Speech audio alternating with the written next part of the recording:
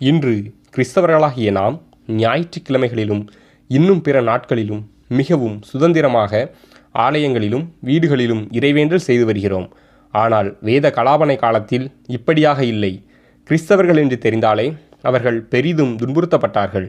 அதிலும் குறிப்பாக கிறிஸ்தவர்கள் கிபி 3ஆம் நூற்றாண்டில் பட்ட கஷ்டங்கள் எண்ணிலடங்காதவை. அவர்கள் அரசின் பணிகளிலிருந்து நீக்கப்பட்டனர். கிறிஸ்தவர்களின் சொத்துக்கள் பறிமுதல் செய்யப்பட்டன. சுரங்கங்களில் வேலை செய்ய கட்டாயப்படுத்தப்பட்டனர். இப்படிப்பட்ட கொடுமைகளில் மனம் தளராது கிறிஸ்துவை உறுதியாக பற்றி கொண்டிருந்த மக்களை இன்னும் மோசமாக கொடுமைப்படுத்தினர். எவ்வாறெனில், மக்களின் பொழுதுபோக்கிற்காக கட்டப்பட்ட விளையாட்டு மைதானங்களில் கிறிஸ்தவர்களையும் பசிகொண்ட சிங்கங்களையும் ஒன்றாக விட்டு அடுத்து நடப்பதை வேடிக்கை பார்த்தனர். விலங்குகளின் தோள்களை எடுத்து மனிதர்களின் மேல் போர்த்தி அவர்களை நாய்களாலும் ஓநாய்களாலும் கடிக்க விட்டனர்.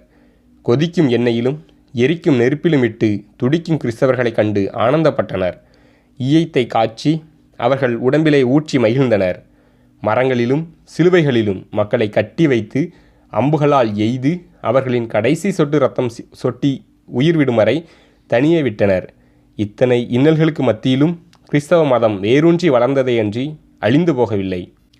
மக்களுள் பலரும் மன்னனுக்கு பயந்து வாழ்வதை விட இறைவனுக்கு பணிந்து சாவதே மேல் என்று எண்ணி தங்கள் இன்னுயிரை துறந்து மறைசாட்சிகளாயினர். அப்படி திருச்சபை பெற்றெடுத்த முத்தான புனிதர்களில் ஒருவர்தான் நமது முத்துலாபுரம் புனித ஜெபஸ்தியார். இவர் தான் ஒருவர் மட்டும் விசுவாசத்தில் நிலைத்து நிற்கவில்லை.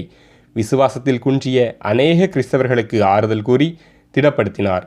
இன்றும் கூட நாம் நமது விசுவாசத்திலும் வாழ்விலும் நம்பிக்கை குறைந்து போயிருக்கலாம்.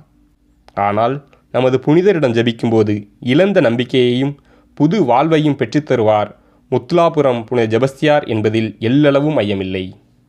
புனித ஜெபஸ்தியாரே, எங்களுக்காக வேண்டிக் கொள்ளும்.